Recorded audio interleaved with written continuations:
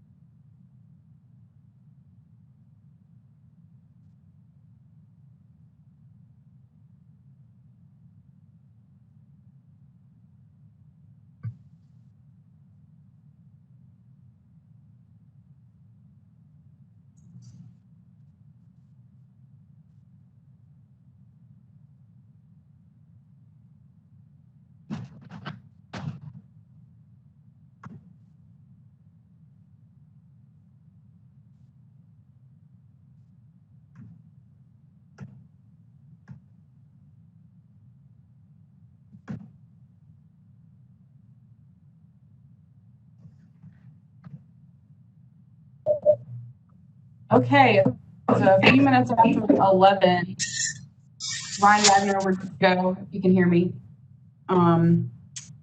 So good morning, everyone. Thank you all for being here. If you have any problems or hearing me, can I get a thumbs up if you can hear me okay? We're trying out a new space. Okay, great, sounds good. So thank you all for being here. If there's anything that you need from me in the meantime while we're at this meeting, feel free to send me a text or send me an email. I do have my email up. Or you can use the chat feature within the Webex if you need to reach me at any time. With that, I just want to make sure I have everyone that I have so far. If I've missed you, let me know, and then I'll turn it over to Emily. So I have Emily on the line, Johnny Simmons, Deborah Smith, Michael Sullivan, I have Alan Kronovit. Did I say it correctly? Kronovit. Lynn Norman, Mary Newsom. Was that close? Mary Newsom, Tom Hanchett, Kristen Weil, and her cute, adorable baby. Hello. And I have Willie Griffin and then Karen Cox. Is there anyone else on the line that I missed?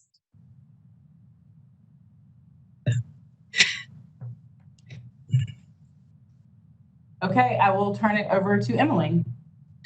Good morning, all. For those of you whom I don't know, I'm Emily Zimmer, and I've been asked to serve as chair of the Legacy Commission. And I extend special greetings to those of you who weren't able to be with us last time. We're really glad you're here today.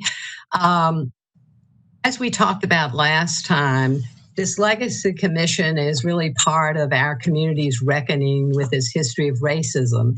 And we have been charged with examining the legacy that our community has been bequeathed through monuments and street names. And as those of us who were on the call last time, we talked about how symbols matter, that symbols reflect who we are and what we value. And after careful research and review, we will be making recommendations about possible changes to some of those monuments and street names. And we are really fortunate to have terrific consulting historians, Dr. Karen Cox, whom we'll be hearing from in a few minutes, and Dr. Willie Griffin from Levine Museum of the New South, who will be providing the local context next time. We also have on the call today Lena James, who is the deputy, I believe this is correct, deputy city attorney, because there are legal ramifications with all of this. And we wanted her to introduce herself, and she will be attending our meetings and be able to answer legal questions. So, Lena, where are you? Unfortunately, there you are. I'm here. Would you please introduce yourself? Thank you very much. Sure. Thank you, Emily. I appreciate the intro. I'm Lena James. I'm the Deputy City Attorney with the Charlotte City Attorney's Office, and I'm here to try to help you at the request of the mayor and her staff, and to help Tiffany certainly to think through these issues, at least from the city's perspective with respect to what may or may not be permissible under the law. I am not an expert in this area, so I actually look forward to the opportunity to learning a lot and understanding the history, and then I can try to provide guidance, and if we need to loop in other attorneys from our office, we'll be happy to do that. We do get questions along these lines on occasion, as you can imagine, with respect to objects of remembrance that are on public property. So we have had occasion to answer some of these questions, and we will try to do the best we can as we go through this. But I look forward to learning and understanding a lot myself.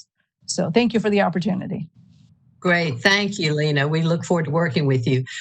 Tiffany, I want to circle back to you. Do you want to give a more expansive Webex review, since this is going to be our methodology, unfortunately, probably for the duration of our deliberation?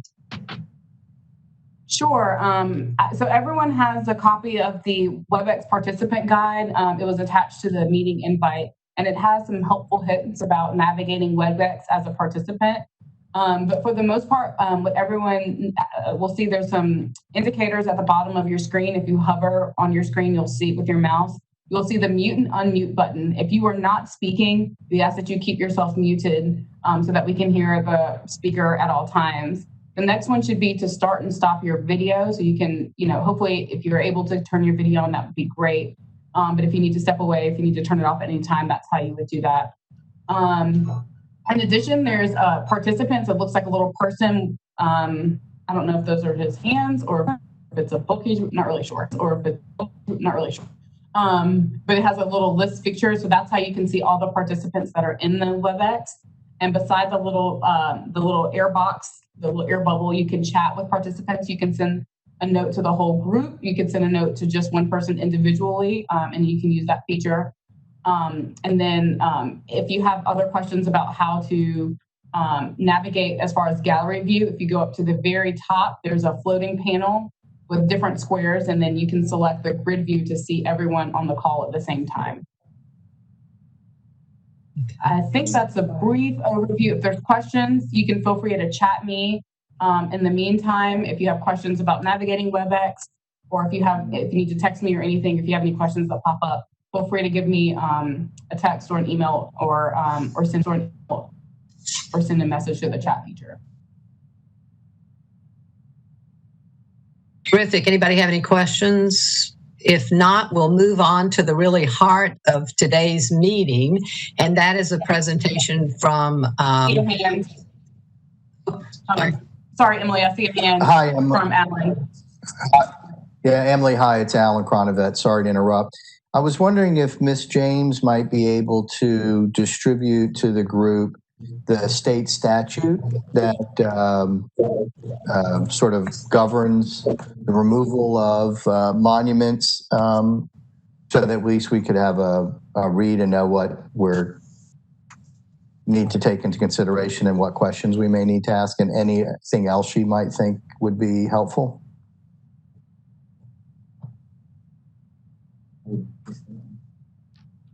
Sure, I'm happy to do that. And I think I probably have most of the emails on this invite. So I'd be happy to do that after the meeting today, if that's okay.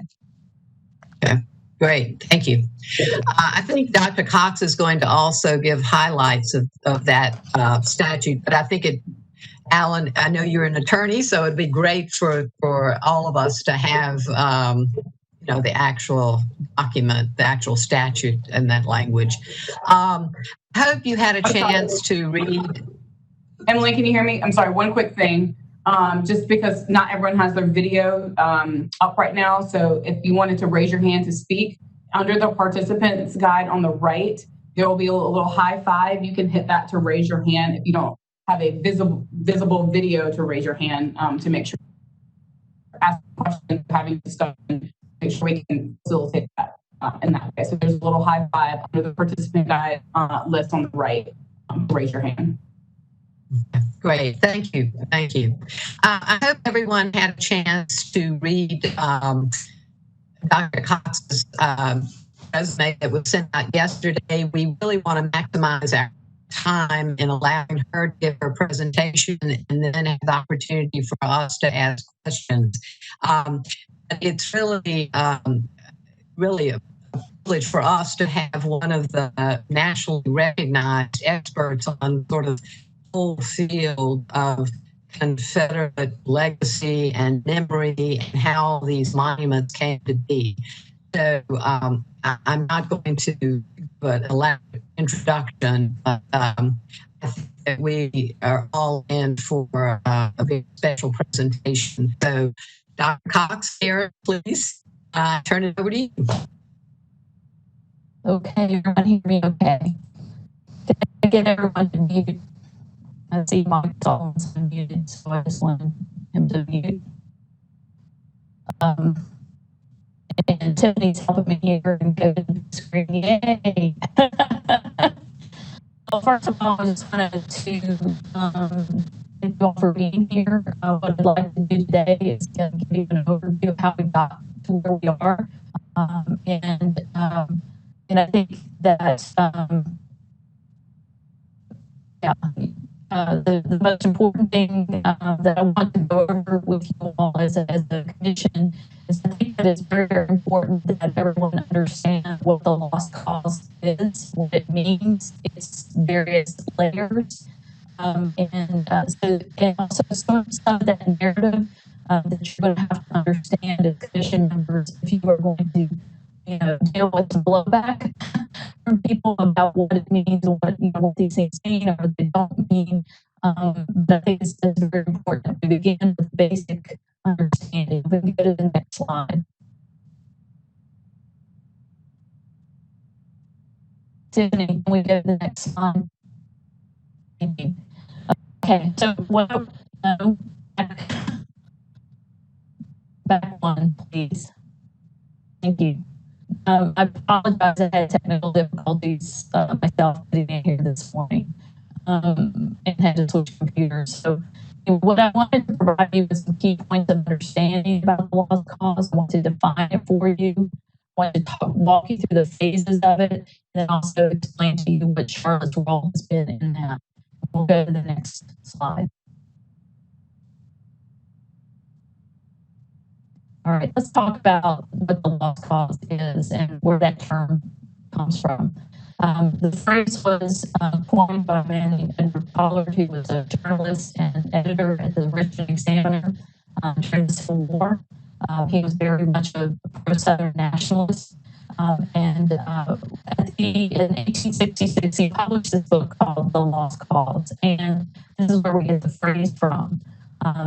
That phrase, on the one hand, means just the lost cause, that is Confederate defeat. It has a number of manifestations in the ways in which it's represented. On the one hand, it's about defeat, but also we see the lost cause as an expression of a narrative and an ideology among white Southerners who essentially accepted defeat but nothing more, and always believed that this was a just cause. And so it begins that way. The lost cause for historians is not only this narrative that I discussed with you, it's also the ways expressed through monuments, parades, through rituals, through the development of organizations and like. Go to the next slide. One of the things that you should understand about the lost cause is basically a mythology. It was a way in which white Southerners dealt with defeat, and it was a way in which they determined that defeat, and yet at the same time were resistant to what all that change meant. And I want to go through some of the basic false narratives that come out of the lost cause mythology. It's something that another historian referred to as the South civil religion. And Charles Wilson. And so civil religion, and there's a reason for referring to it in that way, because it is both or it is both something that's expressed civically, but it's also very religious in its beliefs and its rituals and its tenets. So one of the things about the lost cause narratives is the main one that always comes out is that the Civil War was fought for states' rights and not slavery. And I think probably what I'd like to do is put together this at least these talking points into a document that I'll share with you. But we know for a fact through articles of secession, for example, or secession ordinances of different states, that the war was absolutely about slavery. And we also had that confirmed by the Vice President of the Confederacy, Alexander Stephens from Georgia, who published a cornerstone speech in which he basically said this was the immediate cause of the late rupture of the present revolution. And he talks about the ways in which this is also, that basically the new government, that is the Confederate government, rests on the foundation of slavery. So that's a primary narrative. The other one is the Confederacy was defeated only because of the North's overwhelming resources, that is, more men and munitions. And but otherwise, the South had a superior army, and they also believed that the South had a superior civilization.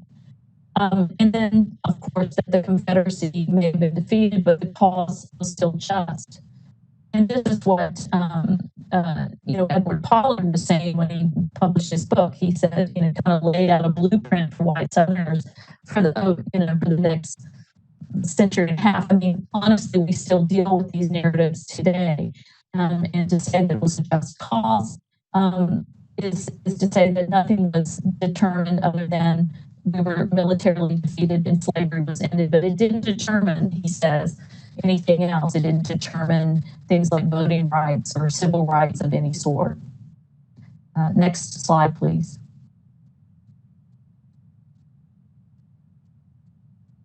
There are other narratives about the lost cause that come out, that slavery is a benevolent institution that Christianized slaves, that only because, and another one that you'll hear very often, particularly coming from groups like the Sons of Confederate Veterans, is that because there were only a small percentage of soldiers were slave owners, that the war couldn't have been about slavery, when in fact that's exactly what it was about. It was a war to perpetuate human slavery and to extend it across the country.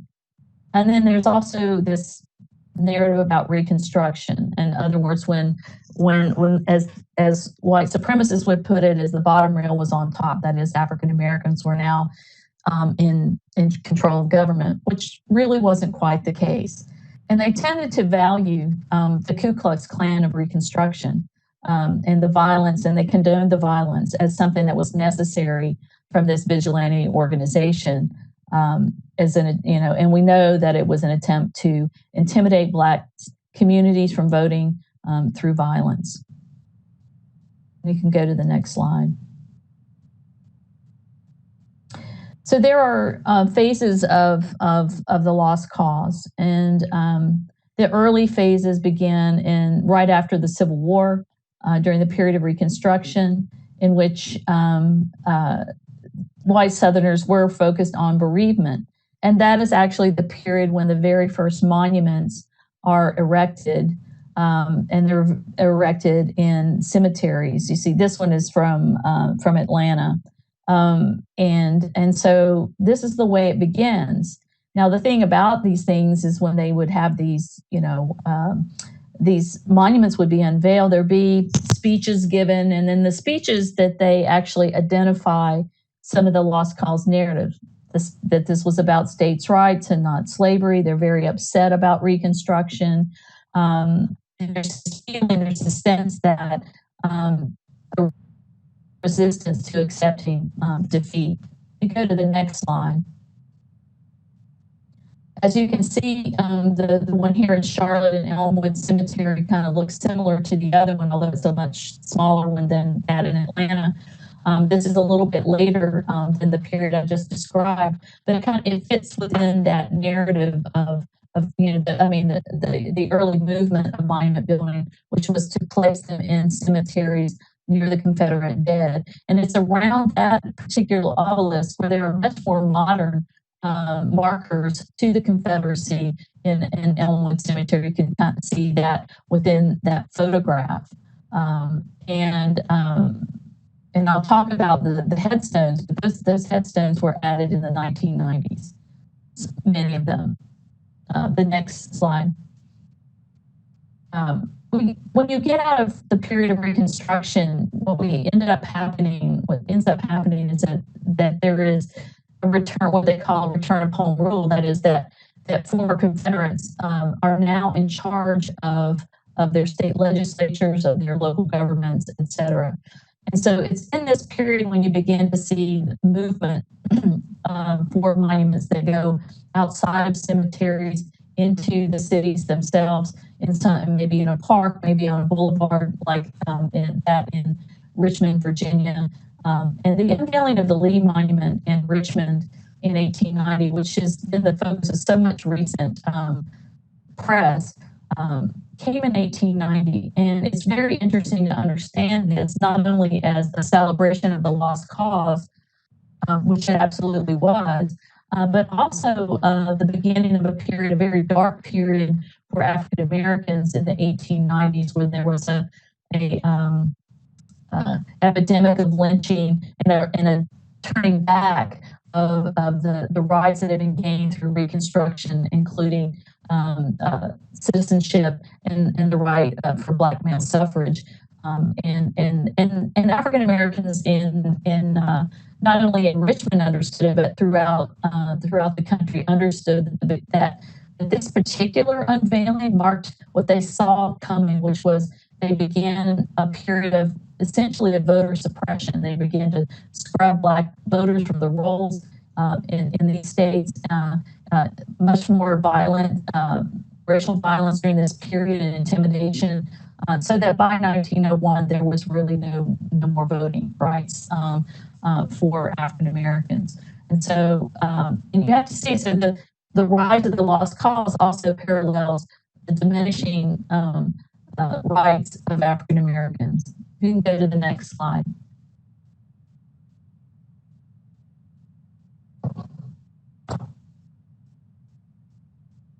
The next phase, which I refer to as a vindication of the Confederacy. So you have the 1890s, and you're basically erasing Black men from political power, removing them from public office and any sort of kind of citizenship.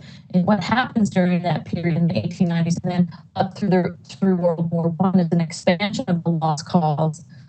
It's led by women. I must say, too, the monuments, almost the vast majority of the monuments that exist, whether in cemeteries or outside of cemeteries, were those placed by women, white women in these either ladies' memorial associations or in the United Daughters of the Confederacy. It was founded in 1894, and as you can see, experienced rapid growth. And they began to put these in public spaces, next to courthouses, on state grounds. And it is also during the period, I'm sure that they were naming streets, naming highways. For example, the Lee Highway or the Jefferson Davis Highway that extended throughout the South. And so it is the United Daughters of the Confederacy that's really leading this movement of the lost cause. And it's during their heydays of organization where you see the expansion of the building of Confederate monuments. Go ahead, next slide. And who were these women? Because they're going to pop up again because they were responsible for the Genevieve Benjamin Barker in 1948. But again, they were very much political powerhouse of an organization, given that they didn't have the right to vote at the time.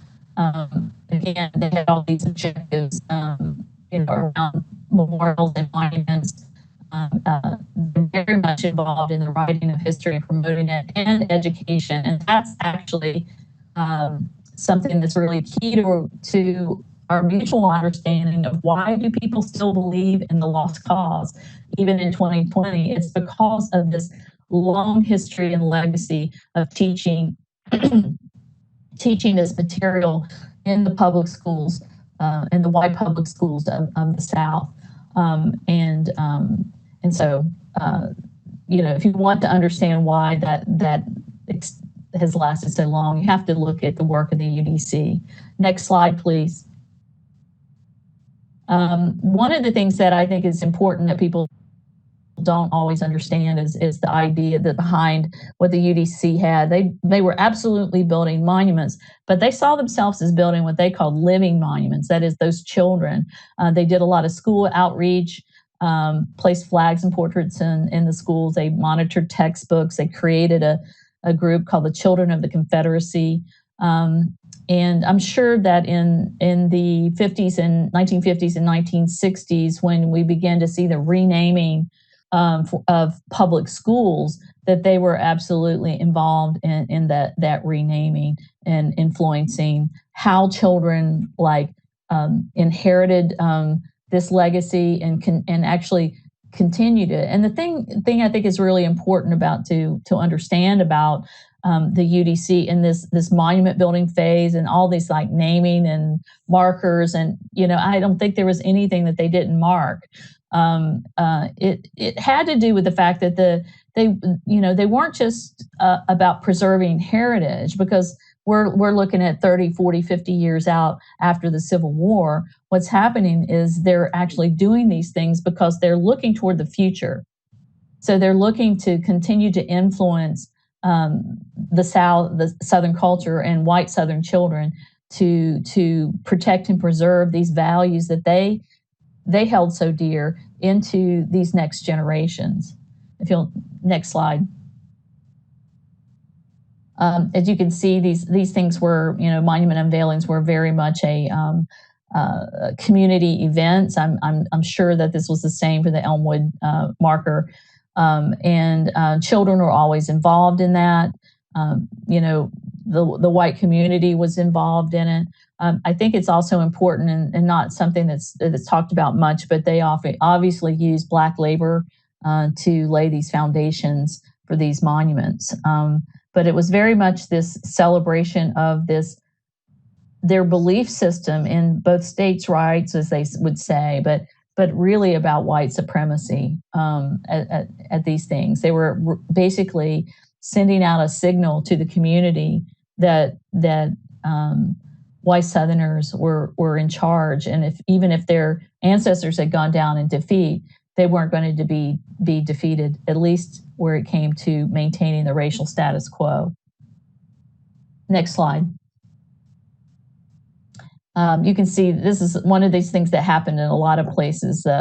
They would have an unveiling. That's the Lee Monument, or it might be the Stonewall Jackson. Anyway, it's an unveiling of a monument, and in the stands are hundreds of children dressed in the colors of the flag of the Confederacy, and they would be children. And again, children are always part of these monument rituals, and you could see them there in the way that they're dressed, and they form a flag. And then while they're on the stands, they sing patriotic songs of the South, and like Dixie or the Bonnie Blue Flag. But they would also sing "America the Beautiful." I mean, it just seems like a contradiction, although they saw themselves as part of. They saw themselves as more American than the rest of the South because they believed that they had fought for constitutional principle to defend states' rights. Next slide. Okay, let's go into the historical context behind this movement toward and the ways in which the lost cause change and it progresses into the 20th century. And we can begin with the next slide. Okay, so we want to think about the lost cause. In some ways, it's not just a Southern thing. I mean, it is a Southern thing, but it's also interesting to note that white Northerners obviously caved into the lost cause and allowing white Southerners to do as they wished. It's also in the 1890s, 1896, when you get Plessy versus Ferguson, in which the Supreme Court puts its stamp on segregation, the separate but equal rule. And so it's as if that, the white South is given carte blanche to do what it wants on the around issues of race. And so this marks the beginning of this period of erasing African American participation in politics and the economy. So the next slide. Yes, so what we're seeing also in this period is kind of a backlash to Reconstruction and those amendments that gave African Americans citizenship and Black men the right to vote. And you see this happening. So they're passing laws designed to do that, and begins in Mississippi in 1890, and then it runs through in the early 20th century. I think North Carolina is 1901. And I'm sure Willie can correct me on that at some point. But this is happening, right? So we're getting, a backlash to racial progress, and this is the point. I mean, what I've found in doing research on monuments and markers, et cetera, and the way that the lost cause evolves is every time there's some sort of racial progress, you begin to see these backlashes. Either politically or even in the presentation of, by the erection of monuments and the dedication of markers during this period. Next slide.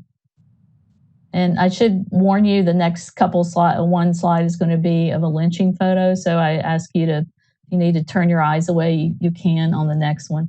No, go back. I wasn't finished there. Jim Crow laws. This is the period, early 20th century. These things are going into effect. So basically, laying out segregation. There's both, the two kinds. There's Jim Crow laws by law, but also then the social customs that segregate a city throughout the South. And so this is that period. So that's happening during this same period. And then the next slide. And then we also have lynching. And we know at least two here in Mecklenburg County that I'm sure that Willie will discuss in more detail. But that period, this period, again, the rise of the lost cause and the celebration of the Confederacy is being paralleled by this erasure of Black political power and suffrage, and also this campaign of lynching against that are targeting African American men especially, but there is also lynching of both women and children.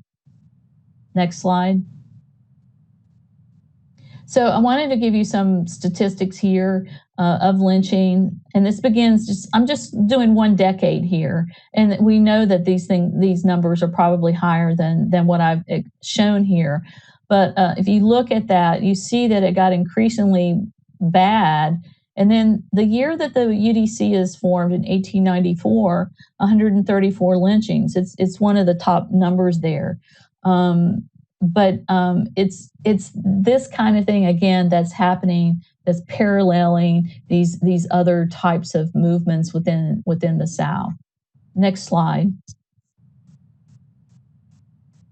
Now, I wanted to show you this particular graph. There's a lot of graphs out there right now. I think this one is probably more simplified, but I can get you very granular graphs. And these are coming from the collection of the data from the Southern Poverty Law Center that's been collecting data on monuments. But this is essentially the way in which monuments happen, the rise and fall and rise again.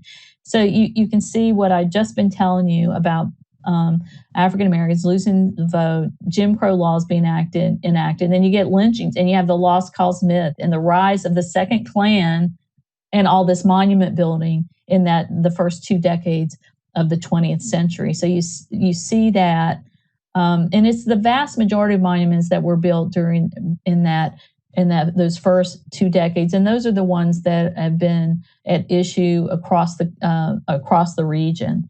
As you see that it begins to go down a little bit after World War I, there's still monument building going on, and then you see a little uptick in the 1950s and 60s. Between 1950 and 1970, there were about 40 new monuments that were built, and there were also rededications of monuments.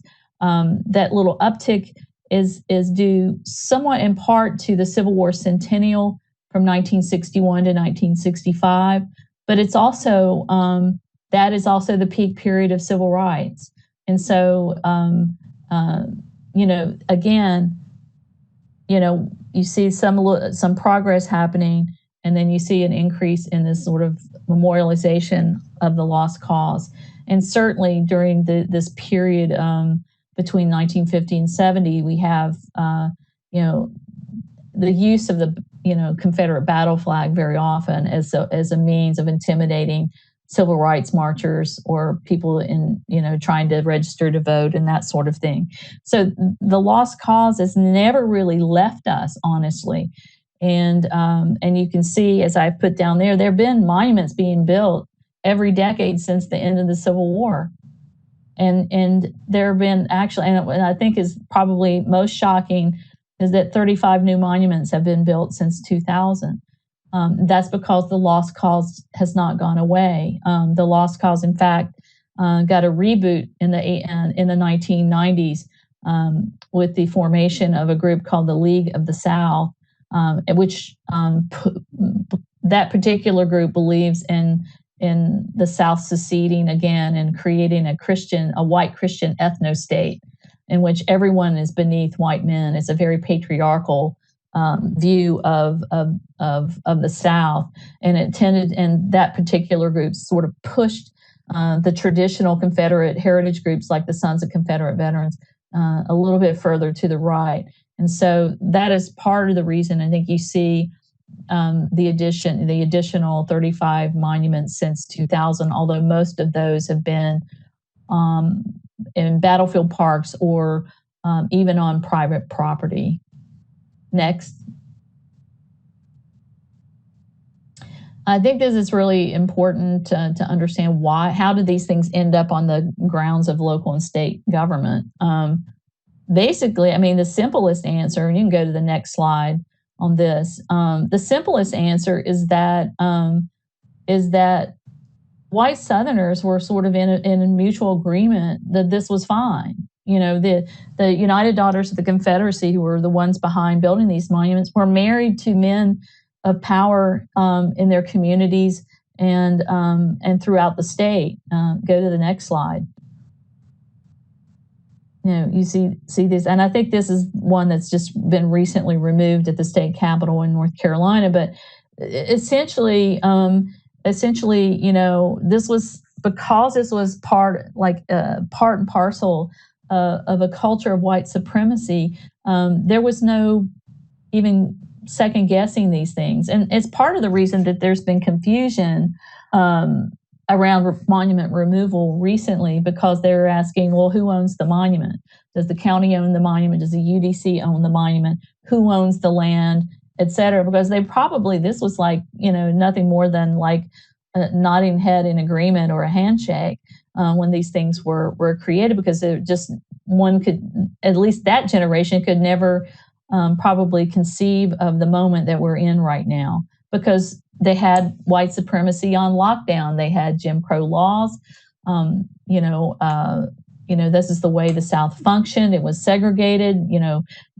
There was no black voting. And so, black voters didn't have a say in these monuments that went in their cities or at their state capitals. Next slide.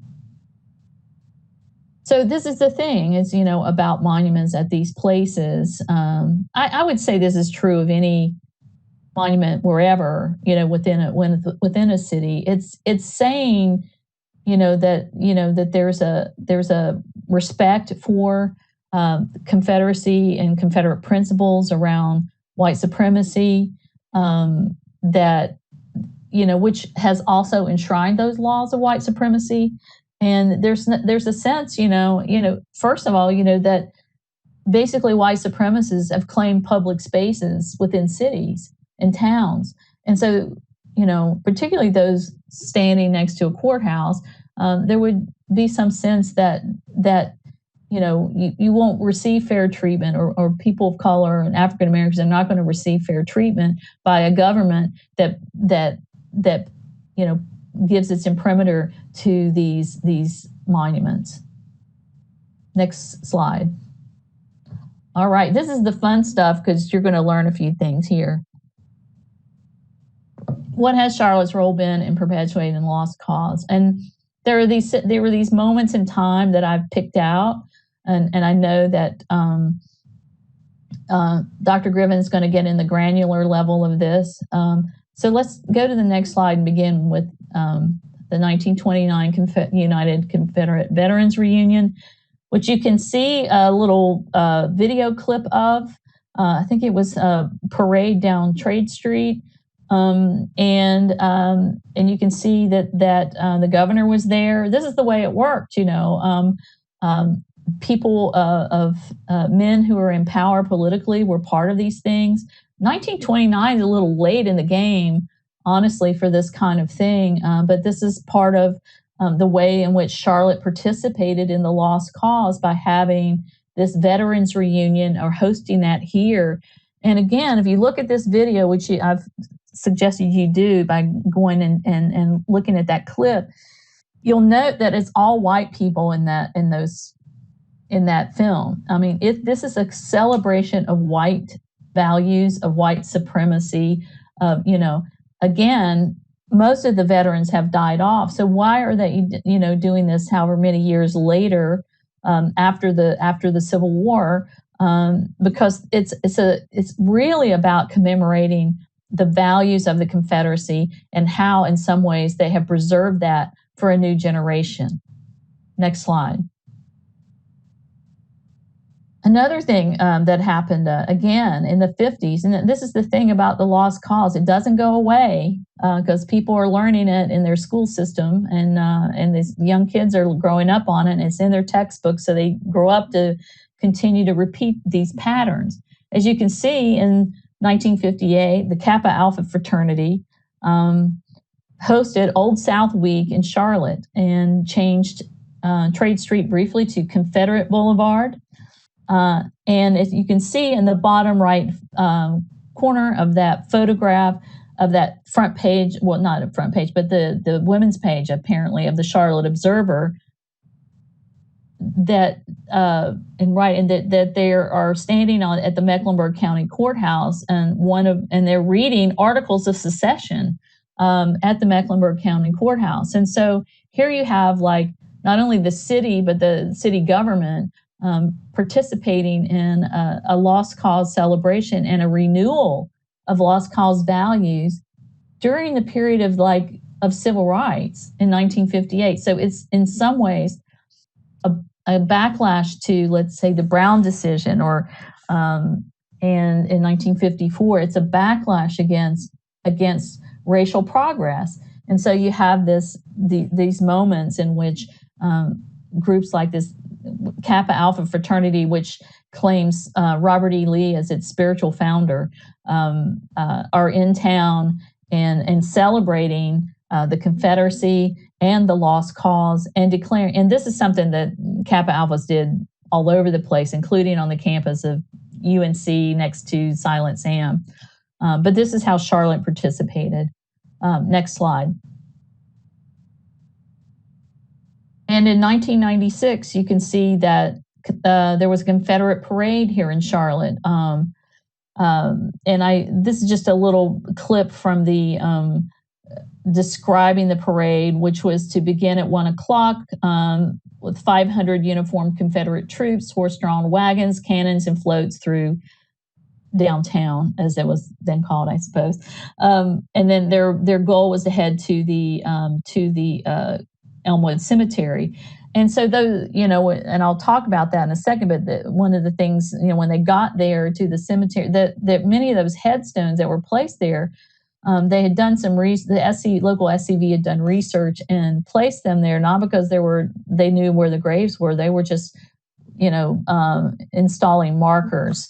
And so here you see this parade through downtown or uptown, and you can see that children were part of this again, right? In that one particular photo. So once again, in very recent memory, Charlotte was participating and perpetuating the lost cause by having this parade. And if you'll note, one of the authors of this piece is a man named Larry Walker, and he has been around. He was around and involved in one of the monument that went on at Old City Hall, and so he's still involved in promoting the lost cause within Charlotte. Next slide. So where are the monuments? I know there's more than just monuments. There are also markers. We have Elmwood Cemetery, and some of those pieces in there, like I said, are very much more recent. And those headstones were probably placed in there during the 1996 period when they had that parade that ended up in that section. Next slide. Then we have the 1929 monument. That was after the parade of 1929. They erected this particular monument to the soldiers, and you can read what was the wording on the side of it was that after accepting the arbitrament of war, which basically defeat, they preserved the Anglo-Saxon civilization of the South. Okay, so it's that language on that monument, which is probably, I've never seen anything like that across the state, and it's in Charlotte, that basically it's lauding these men for having preserved Anglo-Saxon supremacy, which is basically white supremacy for the South. The top right is before it was vandalized, and it was vandalized after a number of times. It was definitely vandalized after the Charleston massacre in 2015. And the top left photograph was one I took, and because I thought it was an interesting contrast to have this monument and the skyline of a new South behind it. These things seem contradictory to me, and that's why I photographed it. But that's a monument from 1929, which I do believe has been removed. And this is very recent and kind of clandestine, so I'm not sure exactly what became of that, and maybe someone can help us with that. The next slide, please. Then you have the Judah P. Benjamin marker placed in 1948 by the UDC, and which has also been, this is before and after it's being vandalized. And you can see that the Charlotte government tweeted this photograph about removing that defaced monument to repair it. And it says it's responsible for cleaning and restoring the monument on public property that have been damaged. And so again, this is the same thing, that it could be that under that it's been, the other one was removed, but again, this gets back to what's going on with our particular law in North Carolina. It's like, and we can talk about that a little bit later in this. But the next slide, please. Then you have the monument that was erected at Old City Hall in 1977. And Larry Walker, the guy who was behind the Confederate Parade in 1996, was around in 1977, and he raised the money for that monument that first was at Old City Hall. And you can see it now that it was after it was vandalized, and it's now moved to Elmwood Cemetery. I'm sorry, I wrote Charlottesville. I meant to say that should be after Charleston. And so what's interesting about this particular monument is that it escaped the North Carolina law because the North Carolina law had not been passed. So we have the Charleston massacre in June of 2015, and North Carolina passes its law in July of 2015. So basically a month after this massacre in Charleston. Well, in between this marker had been vandalized, and what happened was that the city removed it to clean it, repair it, and then decided in the moment before the law, changed, ended up putting it in the cemetery, in the Elmwood Cemetery. So because it had already removed it for cleaning, it escaped the new law that North Carolina put into place in July of 2015. And we can talk about that. The next slide. And so this is just a section which it kind of I've highlighted what's important, I think, here about the law. Here, the essential thing about the law is it will say a monument or memorial work of art. Basically, these laws, which exist across the South, are known as monument laws or heritage protection acts or something like that, and they never claim the word Confederate in the law itself. But that is exactly what these monument laws were intended to do, was to protect Confederate monuments. That's because the timing of their passage coincided with the removal of public symbols like the Confederate battle flag, or, for example, when the Charleston massacre occurred, the Confederate battle flag was removed from the grounds of the state capitol in Columbia.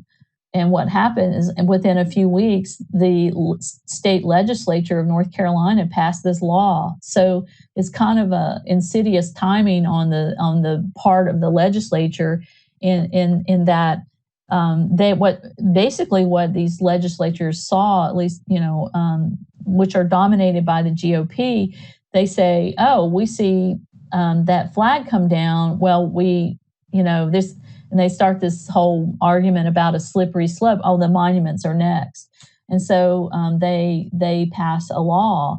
South Carolina's law had actually been around since 2000, after the removal of the battle flag from the top of the Capitol dome. And so in that particular law, what they did was to suggest that the flag itself was a monument. And so, which is why it took so long to get it removed, and the only reason it was removed was because of the murder of 9 parishioners at Mother Emanuel in Charleston. So you look at the monument law and you can see what ours looks like. It can only be temporarily relocated, which is one of the reasons I had questions about the recent removals of certain things, that it has to be, within 90 days, it has to, be returned to its location. And if it's going to be moved, it needs to be a site of similar prominence, right, and access. And the thing that is honestly quite interesting is that it cannot be relocated to a museum, cemetery, or mausoleum. So often the case is people say, well, let's just move it to a museum. You can't do that under this law. You can't even move it to a cemetery or a mausoleum. And so what's interesting at this point is it's a little muddy because there obviously are communities moving monuments, including Salisbury, which did remove the famed monument to a cemetery. And so I think this thing is in flux. And these laws are kind of weird. It's hard to follow how they, how cities couldn't remove monuments, and now they are removing monuments. One of the loopholes for the North Carolina monument law is that if it can be removed as a public safety issue, which is what allowed Governor Roy Cooper to remove the monuments on the state capitol ground. So this is just a brief overview of what that law looks like. That's actually, you could just Google that, and you could get a PDF of this monument law if you wanted it. So that's kind of those are sort of the basic points of that as you can see, the limitations of removal. And so that's the real challenge, and why you need legal advice, as a commission on how that gets altered.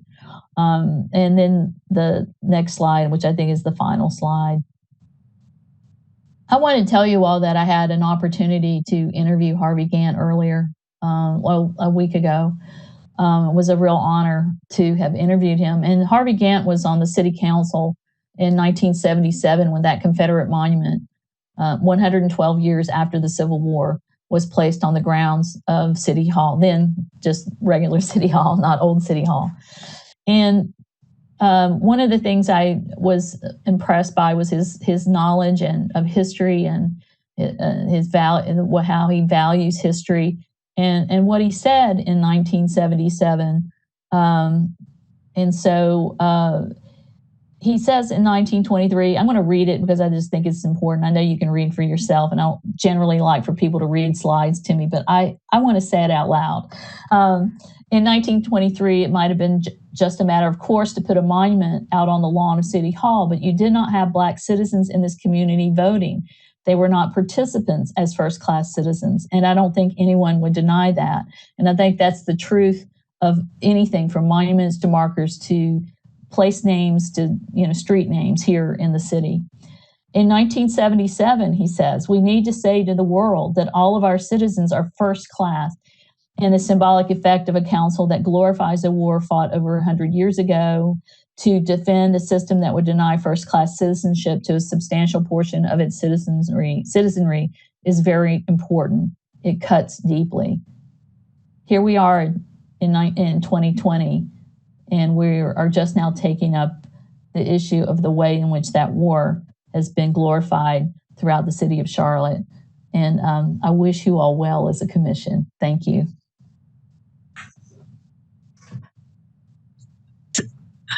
Thank you for that superb presentation. I think it really will ground all of our work. Now we have time for questions. That's really the bulk of the rest of our time, is to ask Karen any questions, or Lena, or this is a time to really clarify or ask for more information. So we have one question in the chat, I think from Dr. Hanchett. Do you want to go first? Yeah, I would just say that the 1929 monument, well, the reason that it was not removed to begin with was because of the state law. I think it's on government grounds, and it could be that it's has to do with funding that the state gets. I mean, that the city gets, that may have prevented that. Again, this is the thing about the law. It seems so confusing, is that again, local communities had been reticent to do anything about removal of a monument because of that law. And why they did it when they did it is I'm like, why did they wait? I'm not sure, except the excuse has always been the law, and that it says it's state owned, but I mean, it's also it says on government property, and so government property, which is the reason why Charlotte has not removed the monument. That was the reason given, is this law. Again, it's very confusing, the law, I think.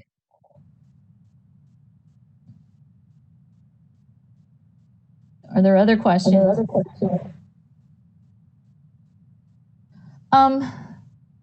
No, I mean, the question from Alan, if I can use your first name, you don't mind. I'm sorry, do you mind just repeating the question for the people who can't see the chat? Sorry. Sure. So the question is, was there any opposition to UDC efforts? No. That's the simple answer. I mean, they were, as a women's organization, they were very politically savvy. As I said before, they were always married to men of influence in their communities and in the state.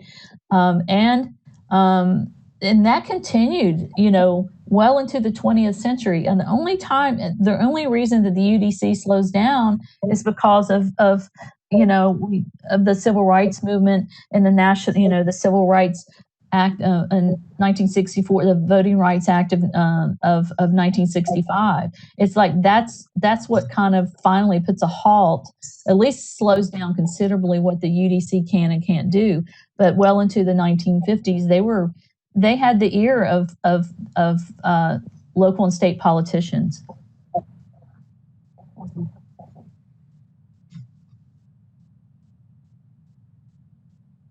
If I could add just a little bit of information about, I guess the opposition of UDC efforts to erect monuments.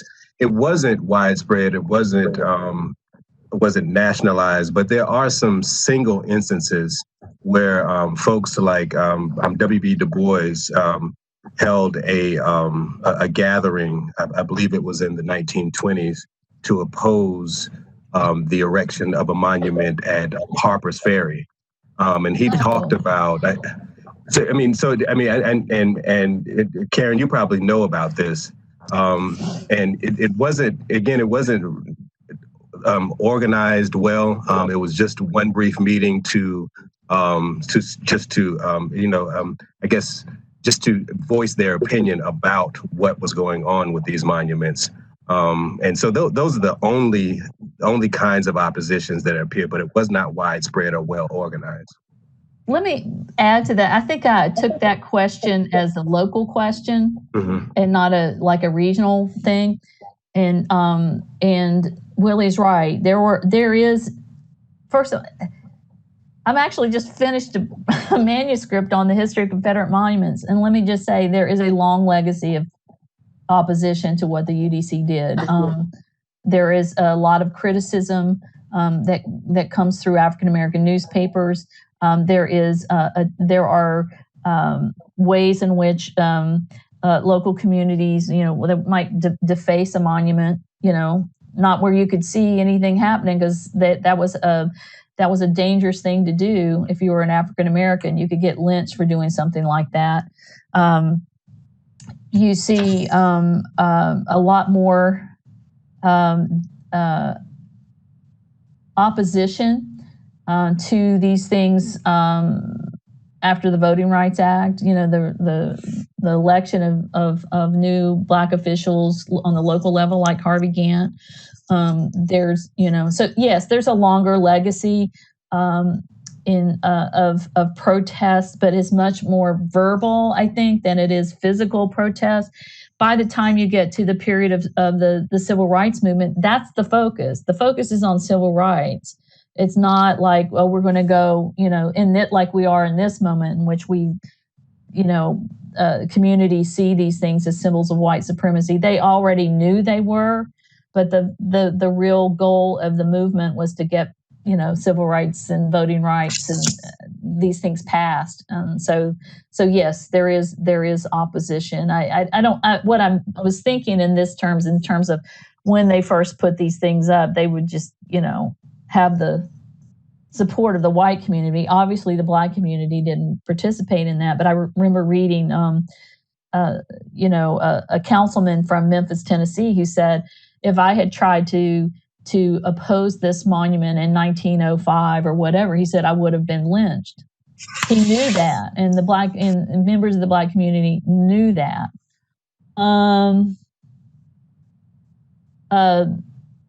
This question is about white Christian religious leaders as being supportive. Yes, I would say that's true. I mean, that's part of the way it was definitely throughout the 19th century and into the 20th century. And I'm sure, yeah, absolutely, you could probably see this. I mean, you think about these individuals were, within their communities were considered, upstanding citizens, even though they're espousing a rhetoric that is very, racist and insensitive, and I'm sure, that they had the support of their churches.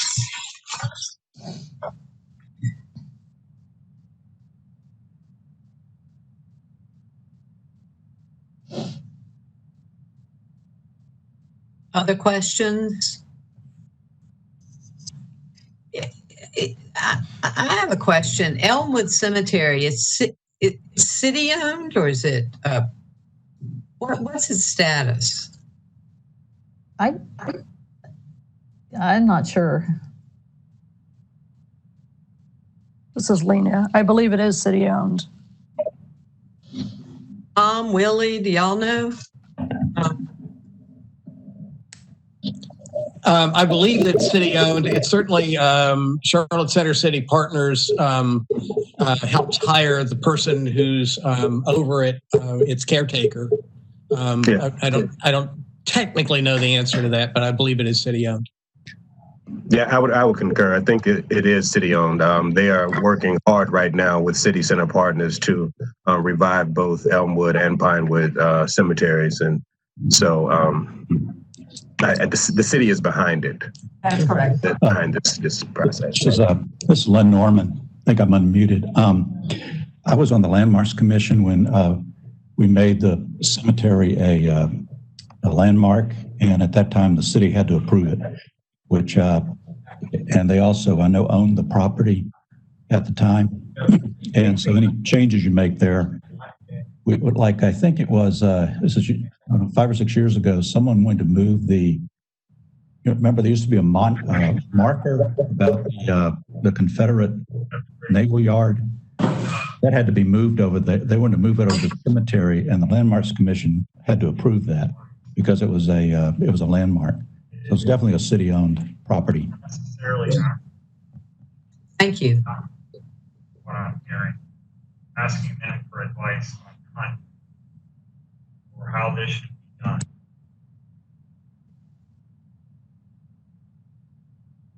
Other questions or reflections? We have plenty of time, or thoughts or reactions to what you've heard.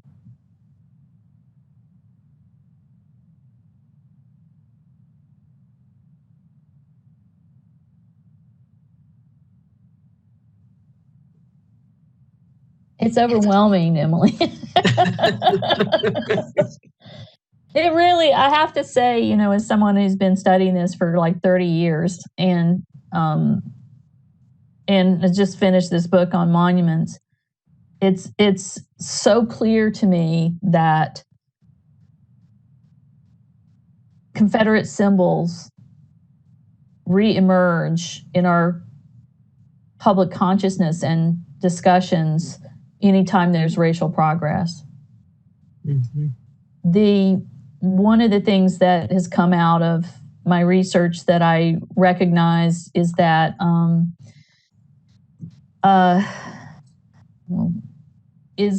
every time there's a little racial progress, there's a way in which these lost cause organizations, these Confederates or neo-Confederate organizations, co-opt the language of equality.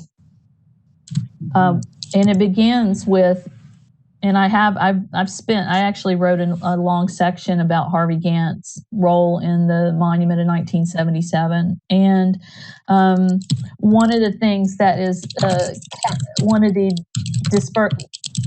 can somebody mute that I'm hearing type right now?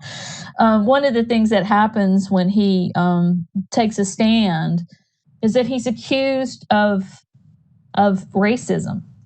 He's accused of not being a person who represents equality, which is a very rich criticism to be making of someone who's been standing for racial equality his whole life. During the 1980s, during the period of multiculturalism, there's this, when we have things like, we use the word African American, these organizations they start using the word Confederate Americans, right? In other words, they try to co-opt the language to diminish the progress of equality. And as recently as, with the Black Lives Matter movement, we've had groups actually use the phrase Confederate Lives Matter. And so it's an interesting way in which these things, this Confederate and neo-Confederate groups will try to diminish this progress. One of the things that came up in my conversation with Harvey Gantt was that his love and appreciation for history, particularly the history of the South, and our shared racial history, and how important it is that we all are on the same page about the correct history.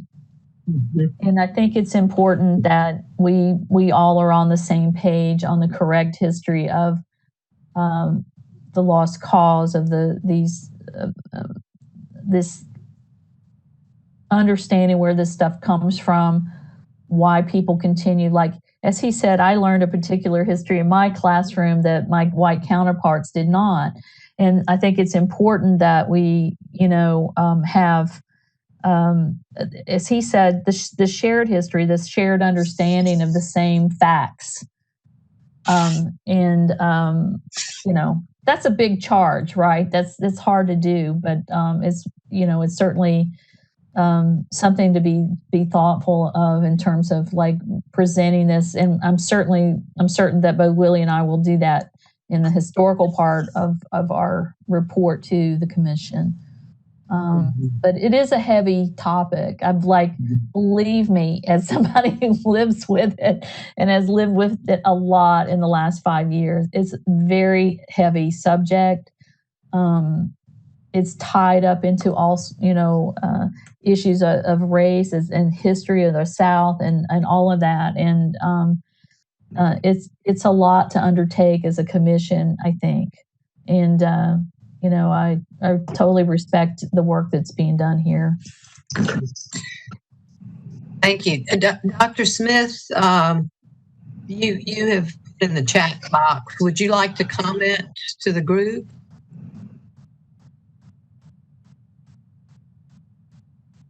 I believe you're on mute.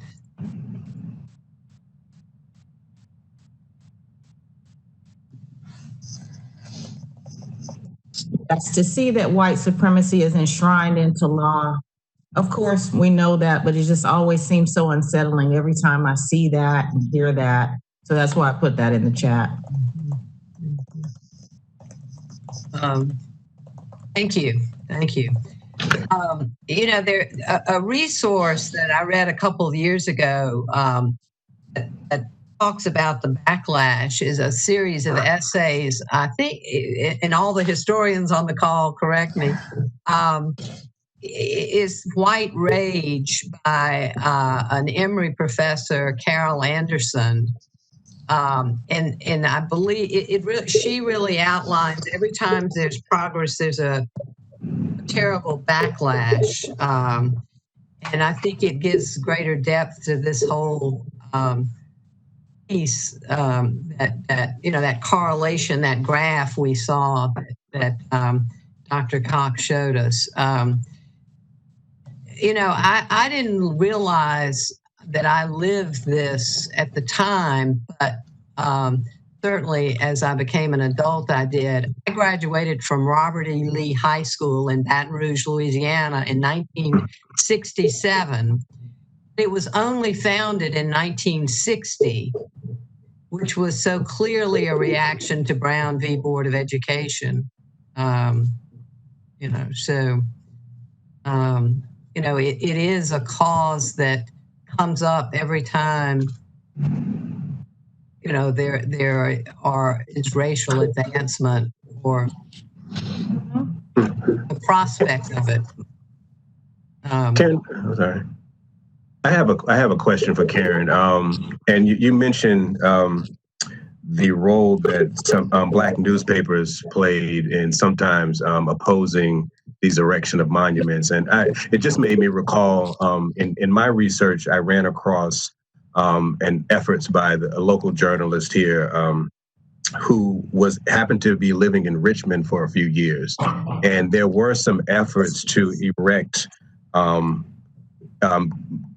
Mamie and Pappy statues to good Mamie and good Pappy good slaves. And was this something that the UDC headed up? And are there any of these statues in existence?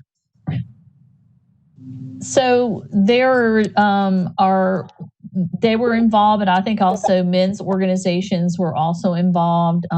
There was this effort to actually by the UDC to install a national Mammy Memorial on the Washington Mall. And that did not happen, thankfully, but that was one of those moments. They often wrote about that because what they wanted to do is get away from the idea of slavery as as a brutal institution, and they wanted to focus in on these kinds of figures, these loving types of, slave types that were supposedly loyal, to their white families. Yeah. And I wanted to say, related to what Emily mentioned, Carol Anderson's book, and who is a leading scholar on voter suppression. I want to say that this about monuments, markers, place names, etc. That kind of thing. You have this thing on the landscape, and it makes, and it sends a terrible message to the Black community of what a community values. And in the case of the monuments and the monument law itself, one of the things I've noted about it in a blog I'd written private on my website, but it's the ways in which the racism of monuments is tied to voter suppression. And let me explain how that works. Basically, the monument laws themselves were passed by a state legislature that's in power because of gerrymandering. And so they passed a law in which, because, and now, it takes away local control. That's the goal of it, to take away local control.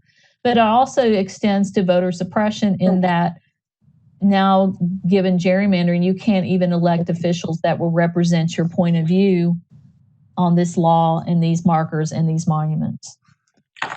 So it's these things I think are all tied together.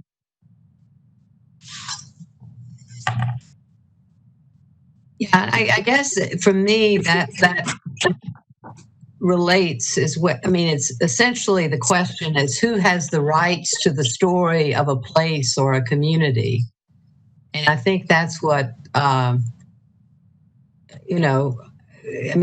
Harvey Gantt alluding to that, and that's all of that. Who was putting these up were a very narrow group of people who didn't represent the full community. Yes, and what's interesting, particularly with that monument, is in the ways in which was the language that it's couched in. Larry Walker said at the city council meeting, "This is about our culture," and for him, our was white Southerners who are descendants of Confederate veterans. And what's interesting about the use of our heritage or our culture or it puts it in an us and them kind of situation. And it also, it denies the fact that someone like Harvey Gantt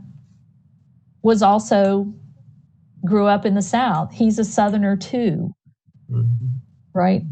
And it's interesting because in that particular moment in 77, they were nearly the same age. There was only a few years that separated them, Harvey Gantt and this man, Larry Walker. And he's talking about our heritage, and it's our Southern heritage. And it's really interesting the ways in which that played out. But it denies that African Americans are also Southerners.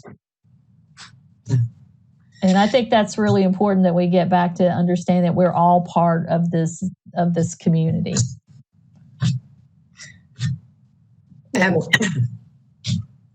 Absolutely. I know that I have heard the mayor say that we have to create an inclusive narrative. And I think that speaks to the work of this commission. Other thoughts, comments? Emily, this is Alan. I was going to say that I think I'm not exactly sure the final work product that we'll deliver, but I think that a vast majority of the community, the white community in particular those that have migrated to the South and to Charlotte over the last 50 years, have no sense of the history that Dr. Cox and Dr. Griffin have talked about. And I'm sure Dr. Griffin will, provide more next time.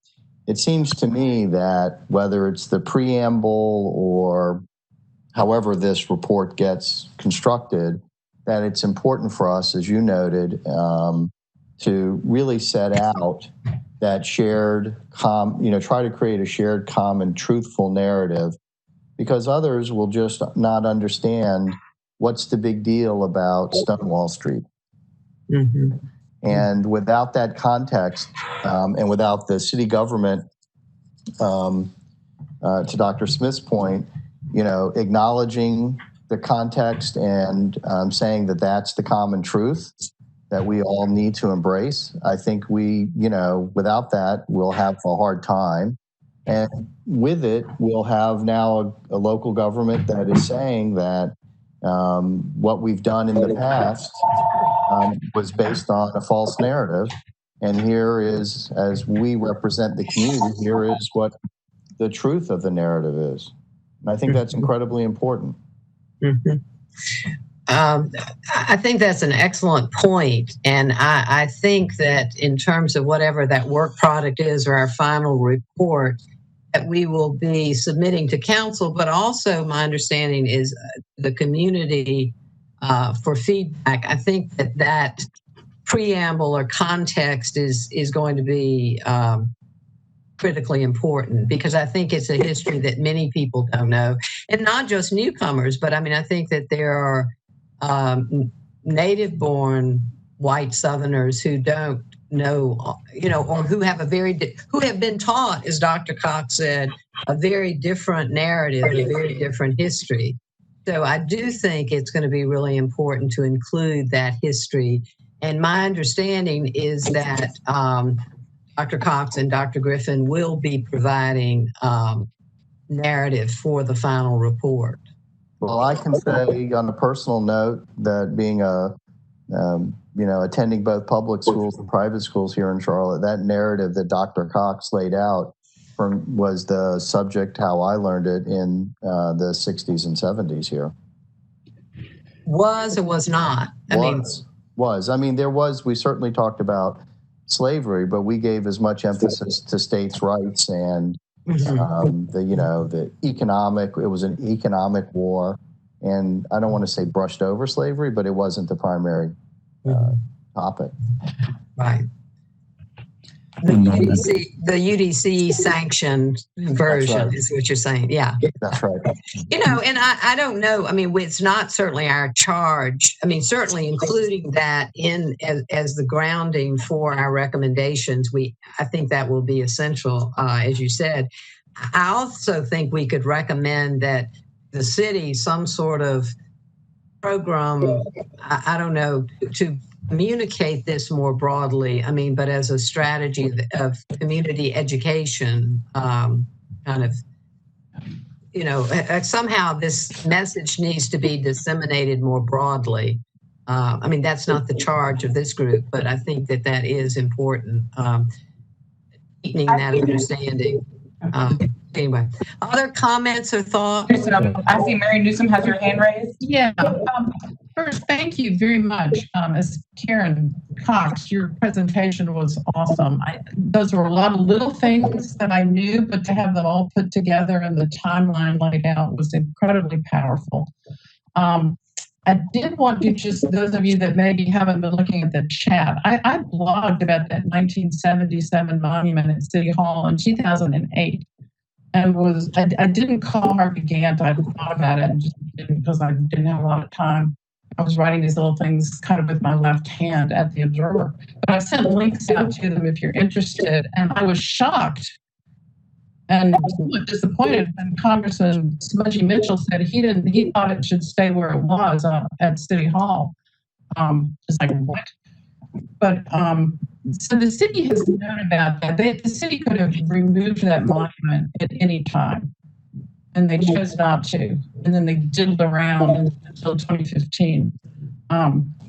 So anyway, that was just if you're interested in reading, take a look. And again, thank you for the historical research. It was incredibly powerful. I never had that in my history classes. I went to school in the South and the North, and Reconstruction was like one snippet, and we learned nothing about the backlash of the Jim Crow era. That just was like not mentioned. So thank you very much. I've learned about it since then, but but thank you. Thank you. And I also see Lynn Norman. Do I see? Yeah. Okay. Yeah. Yeah, I just wanted to follow up on that. I was on the Landmarks Commission for 13 years, and I remember people saying to me frequently, well, we really didn't have a lot of slavery around here. And what we didn't have were those big monster plantation houses you saw down on the coast. But, in 1860, 40% of the population of Mecklenburg County were enslaved people. And I don't think a lot of people really know that, that we did have a lot of slavery here in Mecklenburg County. And many of them were, there were some, we had, I think the total population of the county at that time was maybe, 12,000 people. A very small number were, worked in houses. Most worked on the plantations, but you also had the Davidson family had a very large number of enslaved people compared to their land. And the reason was they contracted them out as labor over in Lincoln County where there were iron mines. It was just kind of like there's all this stuff that was out there that isn't necessarily about what we're talking about today, but it's still part of a history that I don't think a lot of people know about, that's out there in our past, part of our legacy. That's helpful. Thank you. Did I see any other hands up? I was trying to monitor the chat and then also make sure I see any visible hands. I just want to make sure I have everyone that wants to speak an opportunity to speak. And Alan has recommended Tom's book, Sorting Out the New South City. So that's another one. There are lots of great resources for sure. With any others, I'll move on if we can actually finish a little bit early.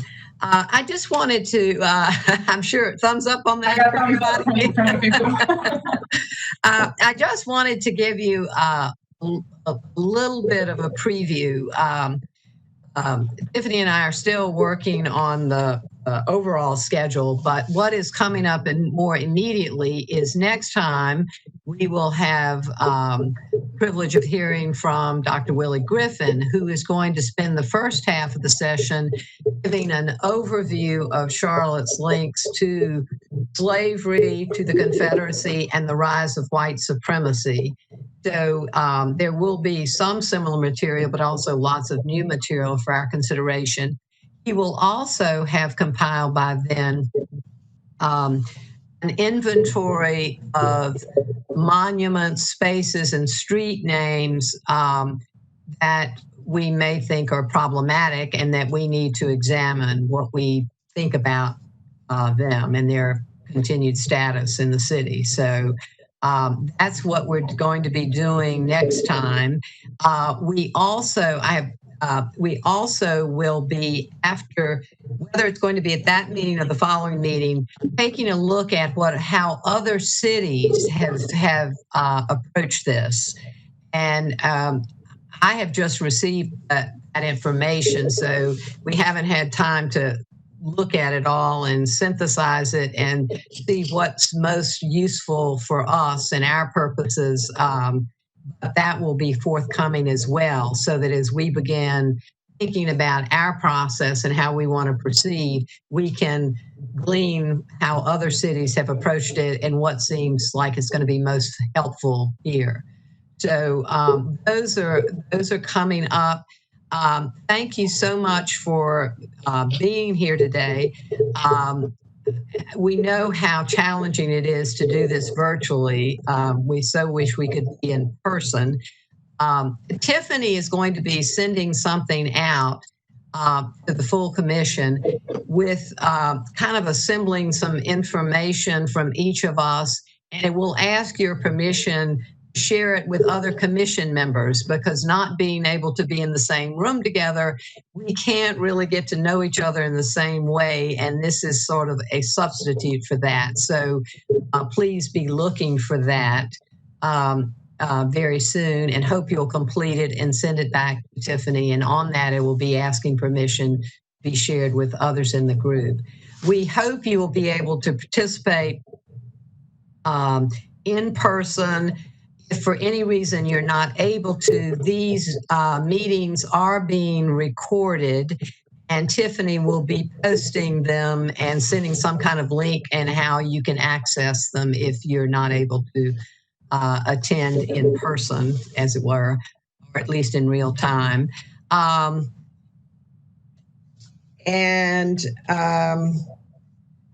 don't think there's anything else. Dr. Cox, thank you, thank you, thank you. That, as Mary said, was awesome. That was just what we needed to frame this discussion and this work, and we are deeply appreciative.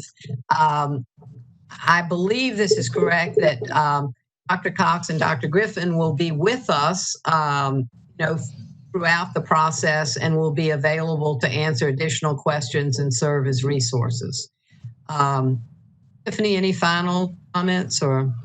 I'll continue to be here for logistical support and meeting support. So if there's anything that you need from me, feel free to reach out. Emily, I didn't know if you wanted, since we had a few minutes, just to briefly touch on kind of the criteria and how we're going to be looking at that, hopefully as a guide for this work about establishing some criteria and that sort of thing as a framework. Well, we are definitely going to do that. What the plan had been was to see what other communities, how they had done it.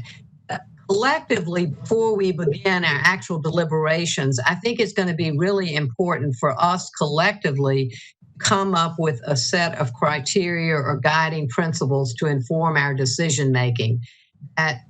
It's going to be really important to have that up front. So I would ask each of you to be considering what are ones that you might think would be important to be included in amongst our guiding principles. We had hoped to have that discussion sooner, but we think it really important to get these two historical perspectives nationally and locally so that we all have common grounding. But before we actually begin any deliberations, we will establish a set of guiding principles. No, I think that's super helpful. Yep. And that lays out the work that we have ahead. I don't have anything else. If there's questions for me, I'll be around. You can always email or text me. And again, I'll send out the link once communications department cleans it up a little bit. There'll be a link on YouTube to be able to view this meeting. Alan, you have a question. I'm sorry.